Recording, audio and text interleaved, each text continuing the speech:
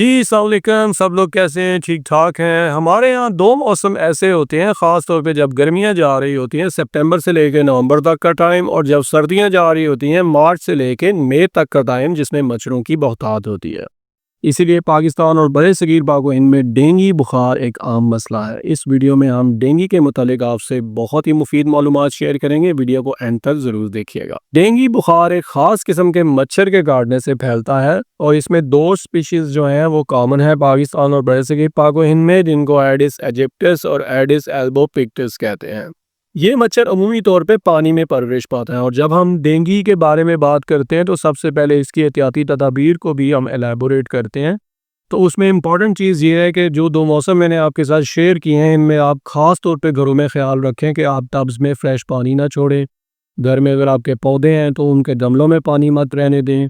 उतना ही पानी यूज़ करें कि वो एब्ज़ॉर्ब हो जाए, और ख़ास तौर पे अगर आपने टायर वगैरह पुराने रखे हुए हैं घर की छतों पे कहीं पे, तो कोशिश करें कि उनमें बारिश का पानी इकट्ठा ना होना पाए, जहाँ से इसका लार्वा प्रोड्यूस होता है और इसकी ब्रीड होती है। दूसरी इंपॉर्टेंट चीज़ ये है कि तुलूए सहर के वक्त और मगरिब के बाद के वक्त, ख़ास तौर पे जब आप मार्केट्स के लिए निकलें या सैर के लिए निकलें, तो कोशिश करें कि पूरे बाजू के कपड़े पहनें, हाफ स्लीव से अवॉइड करें, क्योंकि इस वक्त ज़्यादा चांसेस हैं कि ये मच्छर आपको काट सकता है और आप डेंगू बुखार में मुब्तला हो सकते हैं। अब आते हैं इसकी अलामात की तरफ।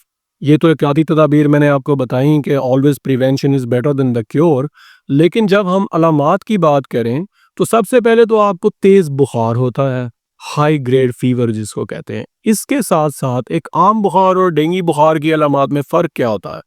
डेंगू में जो बुखार है उसके साथ आपको जिस्म में शदीद दर्दें होती हैं, एक एक अज़ा आपका दर्द करता है, आपके गर्दन के पट्टे, आपके बाजू, आपकी टांगें, यूं आपको फीलिंग आती है जैसे आपका जिस्म कोई काट रहा है। और ये स्पेसिफिक डेंगू के साथ इस तरह की बॉडी एक्स जो आती हैं, ये डॉक्टर को कम से कम सजेस्ट करती हैं कि ये डेंगू बुखार हो सकता है। डेंगू एक वायरल इन्फेक्शन है, इसने आपको 5 से 7 दिन लेना होते हैं सेटिसाइड होने के लिए, इसलिए इस चीज़ का ख्याल रखना चाहिए कि सबसे पहले तो अगर आप में ये अलामात ज़ाहिर हो रही हैं और आप अपने मौलिक से रब्ता करें, अपने आप को रीहाइड्रेट रखें, ज़्यादा से ज़्यादा पानी का इस्तेमाल करें। डेंगू में डॉक्टर्स अमूमी तौर पे आपको non steroidal anti inflammatory drugs जैसे आइबोप्रोफेन है, एस्प्रिन वगैरह है, इनसे अवॉइड करवाते हैं। इसमें परेशान होने की बिल्कुल ज़रूरत नहीं है। आप अपने आप को कूल एंड काम रखें, क्योंकि मोस्टली जो वायरल इन्फेक्शंस होती हैं वो आपका इम्यून सिस्टम ही आपकी बेस्ट शील्ड होता है उनके ख़िलाफ़, और ये अपने टाइम पीरियड के बाद क्योर हो जाती हैं।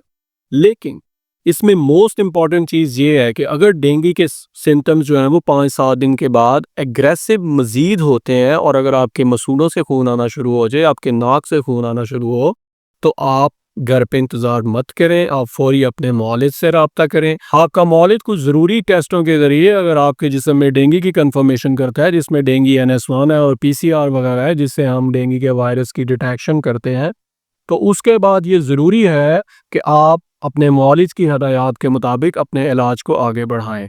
कुछ लोग बड़ी जल्दी परेशान हो जाते हैं, ज़ाहिर बात है, जब उनको पता लगता है कि डेंगू है, तो अगर वो देखते हैं कि आपकी रिपोर्ट्स में प्लेटलेट्स कम हो रहे हैं, तो वो बहुत ज़्यादा पैनिक कर जाते हैं। देखें, प्लेटलेट्स एक ख़ास हद से कम हो भी जाएं, लेकिन अगर आपको ब्लीडिंग का मसला नहीं है, आपके गम से ब्लीड नहीं हो रहा, आपके नाक से नहीं हो रहा, तो आपको बिल्कुल भी परेशान होने की ज़रूरत नहीं है, क्योंकि जब ये क्योर की तरफ जाएगा और चीज़ें बेहतर होंगी तो प्लेटलेट्स रिकवर कर जाते हैं। टेक होम मैसेज इस वीडियो का ये है कि बेहतर है कि हमेशा इन मौसम में, ख़ास तौर पे जो 2 मौसम मैंने आपके साथ शुरू में शेयर किए हैं वीडियो में, जब मच्छरों की बहुतात होती है, तो आप एहतियाती तदाबीर इख्तियार करें ताकि आप अपने आप को इस सिचुएशन से बचा सकें। माँ बाप को चाहिए कि ख़ास तौर पे बच्चे, क्योंकि अक्सर इन औकात में बाहर खेलने के लिए जाते हैं, तो उनको स्लीवलेस कपड़े ना पहनाएं। उनको कोशिश करें कि पूरी स्लीव्स के कपड़े यूज़ करें और केयर करें। इन एहतियाती तदाबीर पर अमल करके आप डेंगू से बच सकते हैं। शुक्रिया।